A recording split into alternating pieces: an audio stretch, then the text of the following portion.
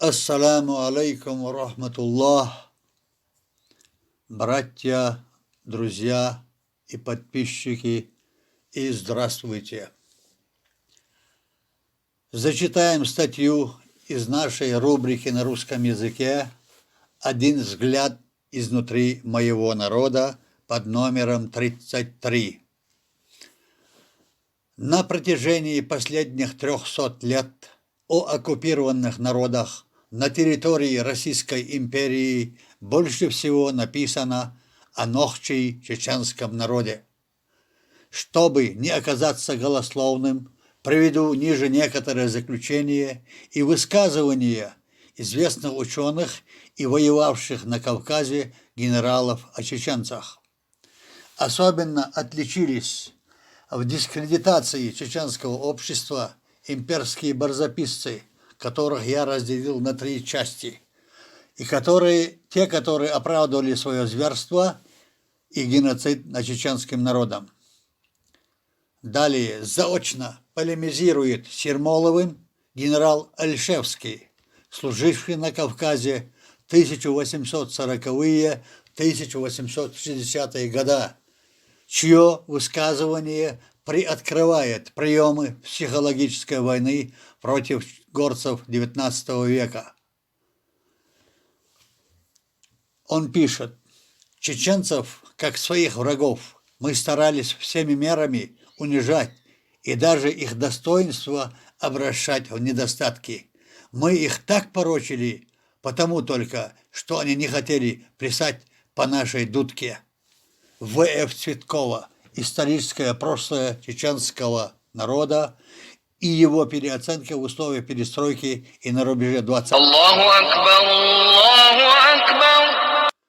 Альманах современной науки и образования под номером 6 в 2 томах, часть 2, Тамбов. Грамота, 2008 год, страница 202. Русские встретили в лице чеченцев упорного, неукротимого врага, которого и физические силы, и чисто демократические обычаи, и весь образ жизни, словом, дышали войной и волей. Генерал Потто Василий Александрович. Вторые заинтересованные сторонние наблюдатели и исследователи данного этноса. Первый. Александр Моисеевич Пятигорский. Родился 1928 год, востоковед, философ, писатель. В 1873 году эмигрировал из СССР.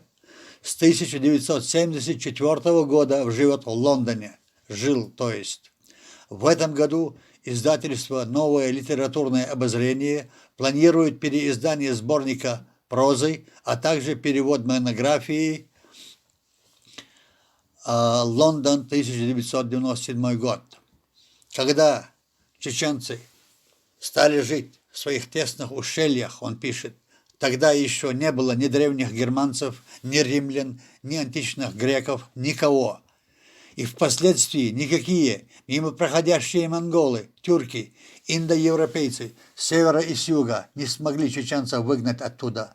Даже Сталину это не удалось, ибо Хрущев вернул незаконно наказанный народ на его место жительства. Второй. Чарльз Уильям Рекхертон. Он пишет: «Мы теперь знаем, что их предки были причастны к становлению человеческой цивилизации в первичном ее очаге на Ближнем Востоке.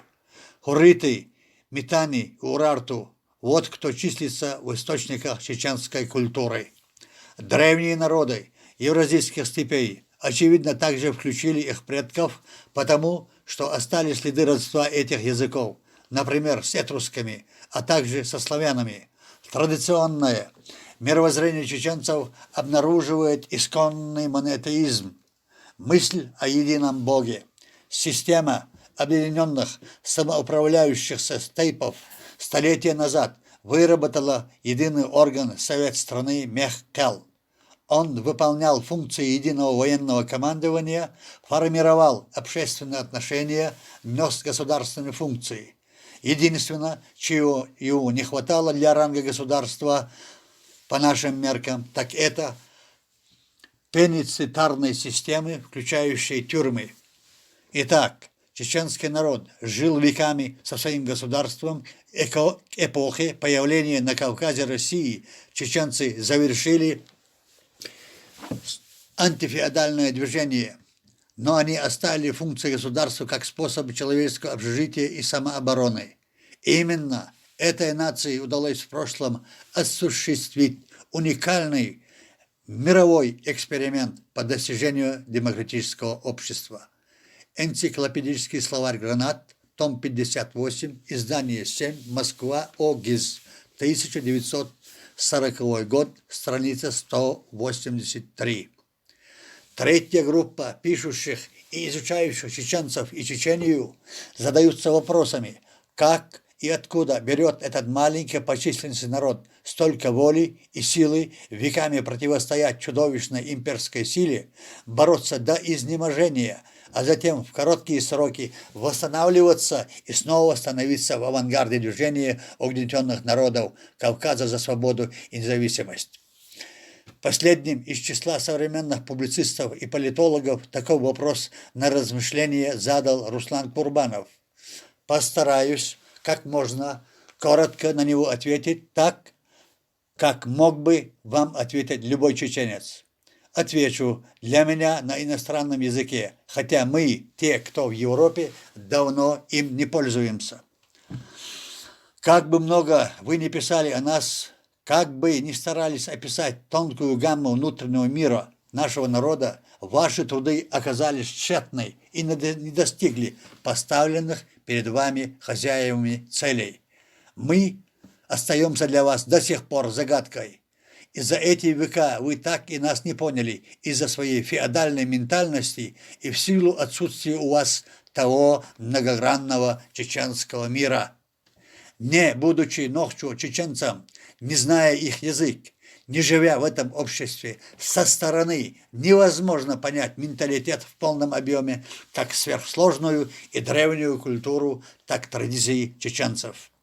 Особенно трудно перевести тонкости чеченского менталитета на относительно молодой и искусственный русский язык.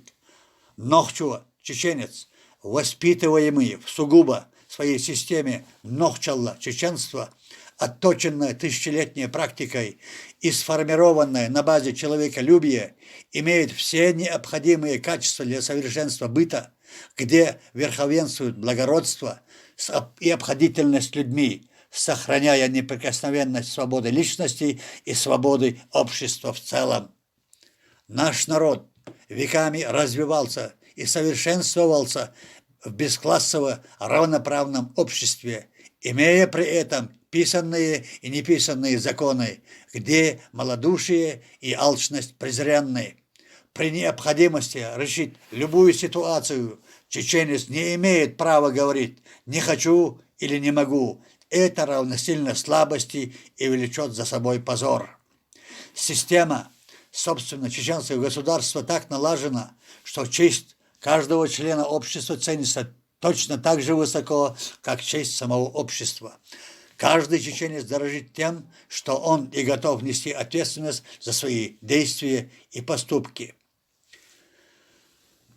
Отмечаем, что ситуация на данное время сложившаяся, то есть система, поставленная сегодня в Чеченской Республике, выходит за рамки. Это не цель самого чеченского народа. Чеченец не имеет морального права пройти мимо нуждающегося в помощи, кто бы он ни был. Нохчалла обязывает каждого из нас быть стойким и благородным в экстремальных условиях. Слабость, трусость или отказ в оказании помощи является постыдным поступком и презирается чеченским народом. В каждом юноше с малых лет, на примере своих отцов и многочисленных национальных героев, воспитывает мужество, благородство и смелость и сострадательность. Татьянным символом смелости и отваги у чеченцев выступает свободолюбивый волк. Не стану томить читателя или слушателя долгим описанием традиций и нравственными устоями народа, о них можно писать тома. Эти высокоморальные традиции общества бесспорно влияют на умственное и нравственное развитие человека, на его становление как свободной для принятия решений личности. В любых экстраординарных ситуациях чеченцы находят оптимальное решение, они должны уметь контролировать свои поведения и поступки, которые прямо или косвенно могут повлиять на мнение о его народе. Он не имеет права терять стойкость и самообладание. Потерять лицо перед своим народом для чеченца хуже смерти. Пожертвовать свою жизнь ради сохранения чести и свободы своего народа считается наивысшим долгом и обязанностью каждого мужчины. Таких примеров этому достаточно в истории народа. Эти две ценности, данные нам Всевышним, являются важнейшими составляющими для полноценной жизни чеченского общества. Потеря чести и свободы подобна потере права на жизнь.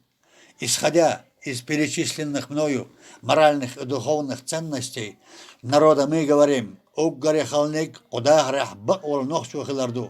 «Самое трудное в этой жизни – это быть настоящим чеченцем». Такое понимание и подход к вещам дает человеку четкую прозорливость и высокую степень общения и понимания других. Каждый из нас анализирует в процессе общения поступки других людей, автоматически пропуская их через призму восприятия своего общества. Нам очень важно соблюдение отношений во всех рамках приличия. С особым уважением относятся ученцев к женщине, как к своей матери, сестре и к дочери. Эти особенности нашего характера, как высшее достижение человеческого воспитания, уместно в кругах царей, так и в поведении жизни, которое описано многими писателями, поэтами прошлого и современности. Такие человеческие ценности и качества наших представителей вызывают уважение к чеченцам на самых высоких уровнях общества. Умение быть обходительными с людьми, принимать самостоятельные решения, а отвечать за них, выводит их всегда в лидерство, уважение, чести и прав других, защита и покровительство слабых вызывает признание чеченца в кругу его общения. Но у этого признания есть свои противники, как зависть со стороны некоторых представителей некоторых народов, легионеров черных сердец.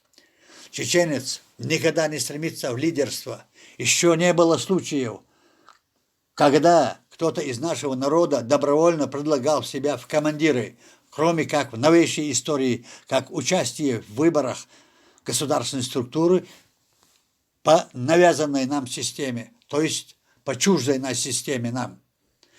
В древней истории чеченцев, еще до экспансии России, Чечении, известны случаи, когда трудно было выбрать лидера, что было связано с самоотводом достойных кандидатов из-за чувства чрезвычайной ответственности за судьбу соплеменников соблазном власти.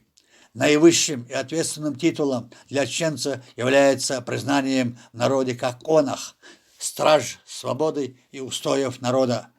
В экстремальных же ситуациях кандидатура на военного предводителя находилась быстро. Опыт чеченского демократического государства как наглядным примером служил кавказским народам в борьбе за свою независимость. Но если чеченец отходит от своей культуры, от высших принципов Нохчалла, им овладевает страсть к земным богатствам и стремление к власти, то это потеря им чести и достоинства, то все это наносит большой моральный ущерб всему нашему обществу. Такие люди-отщепенцы при восстановлении воли страны, очищаясь от них, они изгоняются из нашего социума с большим презрением. И в дополнение зачитаю наш стих «Нохчу чеченец». Когда чеченца постигают беды, он хладнокровно принимает их, и не изменят его и горе годы. Нет смысла для отчаяния и в них. В борьбе за веру и светлую свободу, за честь страны, не терпящий оков, чеченец не потерпит подлость, злобу, взывает к благородству в генах кровь. Он всем открыт душою, храброй, чистой. Там, где беда, не нужно его звать. Как больше всех страдал в борьбе жестокой и счастлив тем, что может помогать. Империя его все обливает той грязью, что глужа его пример. В веках над ним она все истязает, не зная подлой гадости размер. Он князь душой и сердцем окрыленной, завистников и трусов презирал, в истоках человечества рожденной, творя добро, судьбе не уступал. Ему чужды гордыня, злоба, слабость, как в жизни прост, но не раб он смерти. Его закон — свобода, справедливость. Он презирал все притворства лести. Душа его живет во всей вселенной, и не чужды ему народы, твари. Вся жизнь его стоит борьбою вечной за равенство и всей людской морали.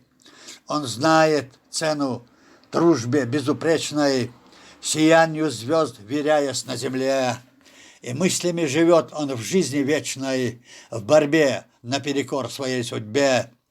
Он рыцарству, отдавший честь обета, и личного покоя не искавший, стоя в веках на этой страже света, тирану меч и слово выставлявший. Сегодня он залечивает раны, как прежде нанесенные войной. Разрыва треск оков услышат страны, когда он вновь восстанет всей душой. И нет на свете силы для усмирения, заставив, чтоб свалить его корону, затмить и благородные стремления, подвластно то лишь Божьему закону. Инша Аллах. Эрс бин Абу Бакр.